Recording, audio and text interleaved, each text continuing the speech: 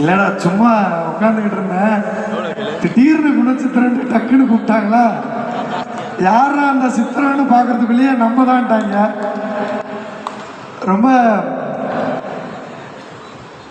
இது ஒரு நெகிழ்ச்சியான தருணம். ஜனரஞ்சக நாயகன் அப்படின்னு ஒரு விருது ஏற்கனவே வாங்கினேன். அது ஊர்ல இருந்து லாரியா வந்துட்டாங்க. இந்த தடவை லாரி டிரைவரையே நான் லாக் பண்ணிட்டேன். அதனால எனக்கு என்னன்னா அந்த குணச்சித்திரம் அப்படிங்கிறத தாண்டி இங்க இருக்கிற முக்கால்வாசி ஹீரோவோட நான் நண்பன்ற கேரக்டர்ல நடிச்சிருக்கேன். இன்னைக்கு என் நண்பர்கள் எல்லாரும் வந்து விருது வாங்கும்போது ரொம்ப சந்தோஷமா இருக்கு.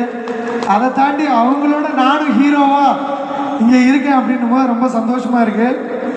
இந்த மேடை வந்து ரொம்ப சாதாரணமான விஷயம் கிடையாது. அன்புக்கு ஏவி போட்ட மாதிரி இந்த மூஞ்சியெல்லாம் நடிக்க வந்துடுச்சா, இதெல்லாம் ஹீரோவா?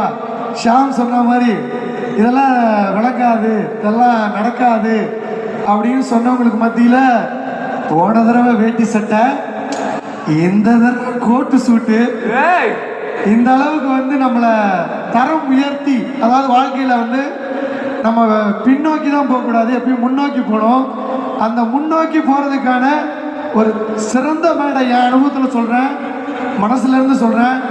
கதாநாயகன் ஆகிட்டா அண்ணன் சொல்கிறேன்னு நினைக்காதீங்க. உண்மையான திறமைக்கும் உண்மையான உழைப்புக்கும் ஒரு பெரிய அங்கீகாரம் கொடுக்குற இடம் நம்ம சன் விருதுகள் தான். இங்கே இருக்க நிறைய பேர் வந்து சொன்னாங்க.